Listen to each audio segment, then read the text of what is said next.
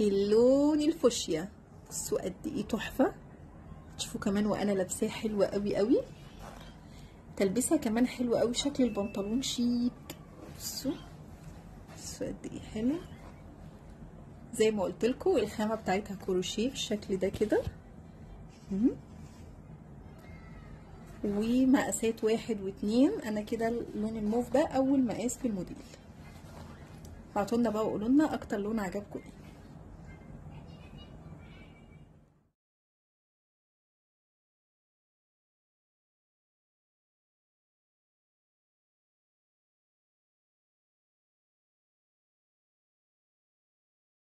ما ينفعش اقدم لكم موديل ويكون في منه الوان وانسى اللون الاسود. اللون الاسود من اول طبعا الالوان اللي بتتخطف عندنا في كل الموديلات، بس الموديل ده بجد كل الوانه تحفه، ومش الاسود بس، ده اللون الاسود منه.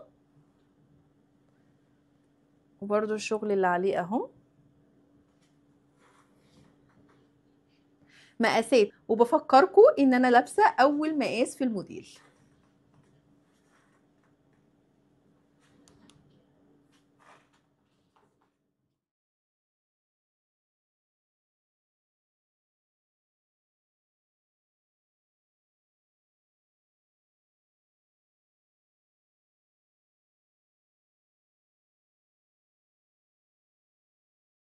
كحلي من السود. بصوا الشكل كده من قدام اهو، ده الكحلي والكيوي، ولسه الوان كتير هتشوفوها معايا. زي ما قلت لكم الخامه سي واي خطيره وخفيفه جدا جدا في اللبس، من احلى الخامات اللي ممكن تلبسيها في الصيف والحر.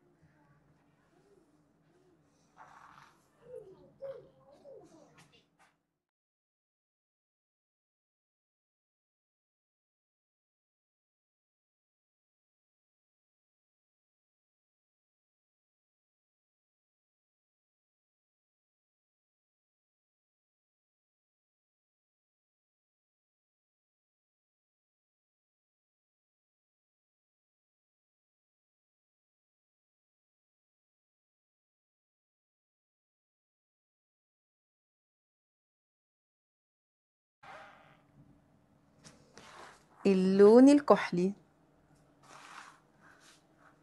بصوا قد ايه الخامه مريحه جدا جدا وخفيفه.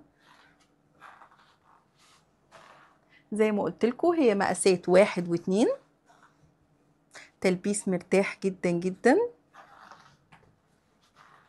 الخامه بتاعتها حلوه قوي قوي، والوانها خطيره، هتشوفوها كلها معايا. شكل الخامه من قريب، بصوا.